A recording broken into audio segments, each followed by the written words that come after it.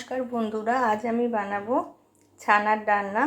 তার জন্য আমি ছানাটাকে এখানে ভেজে রেখেছি আর আলু কেটে নিয়েছি ডুমো করে।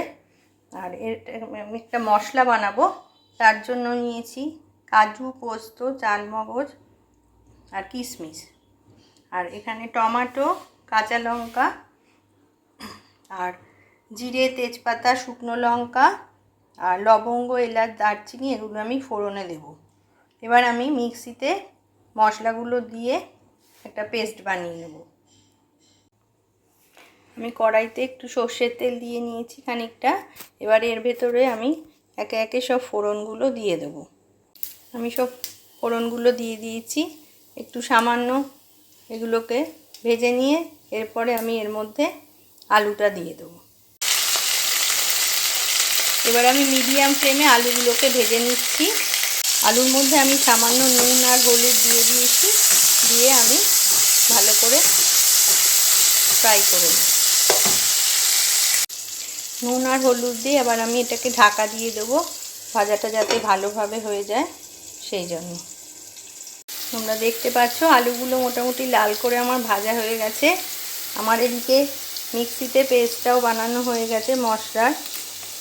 কাজু, পোস্ত, চালমগজ, কিশমিশ আর এর মধ্যে আমি টমেটোটাও দিয়ে দিয়েছিলাম আর একটা কাঁচা লঙ্কা দিয়ে দিয়েছিলাম, দিয়ে পেস্টটা বানিয়ে নিয়েছি। আমি এই বাটিটার মধ্যে নুন, হলুদ, ধনের গুঁড়ো, জিরের গুঁড়ো, 1 চামচ চিনি দিয়ে জল দিয়ে মশলার একটা পেস্ট তৈরি করে নিয়েছি। এবার আমি এটা আলু ভাজাটার মধ্যে দিয়ে দিলাম। পুরো রান্নাটাই মিডিয়াম ফ্লেমে করতে হবে। এবার মশলা থেকে তেল ছাড়তে শুরু করে দিয়েছে। এবার আমি কাজু, পোস্ত, চালমগজ, কিশমিশের যে পেস্টটা বানিয়েছিলাম ওটা দিয়ে দেবো এর ভেতরে।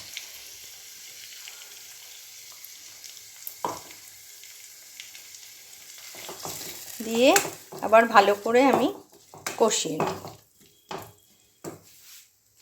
এই মশলাটা আমার কষানো হয়ে গেছে, তেল ছাড়তে শুরু করে দিয়েছে মশলা থেকে। এবার আমি এর ভেতরে মিক্সি ধুয়ে জল দিয়ে দিলাম। আর যে মশলাটা করেছিলাম ধনে, জিরে গুঁড়ো, হলুদ, নুন দিয়ে, সেটা ধুয়েও জলটা দিয়ে দিলাম এর ভেতরে। আমি আরেকটু জল অ্যাড করব, নাহলে আলুগুলো তো ভালো করে সেদ্ধ হবে না, তাই জন্য আমি আরেকটু জল দেব। আমি বলতে ভুলে গেছিলাম, আমি 4টে চেরা কাঁচা লঙ্কা এর ভেতর দিয়ে দিয়েছি। এবার ফুটছে, এবার আমি একটু ঢাকা দিয়ে দিই ভালো করে সেদ্ধ হওয়ার জন্য। এই 5 মিনিট ঢাকা দিয়ে সেদ্ধ করে নিতে হবে। আমি ঢাকাটা খুলে 5 মিনিট বাদে দেখলাম আলুটা এখনও সেদ্ধ হতে একটু বাকি আছে, ওই জন্য আমি নেড়ে চেড়ে আবার এখন ঢাকা দিয়ে দেবো। এবার আমি ঢাকাটা খুলে দিচ্ছি। আমার আলু মোটামুটি সেদ্ধ হয়ে গেছে। এবার আমি এর ভেতরে ভেজে রাখা ছানাগুলোকে দিয়ে দিচ্ছি। এবার আমি এর ভেতরে আরও একটু চিনি অ্যাড করেছি, আরও 2 চামচ। আমরা একটু মিষ্টি খাই তরকারিতে, সেই কারণে। ছানার ডালনা তো নিরামিষ রান্না, এখানে একটু মিষ্টি না হলে ভালোও লাগে না, সেই কারণে দিলাম।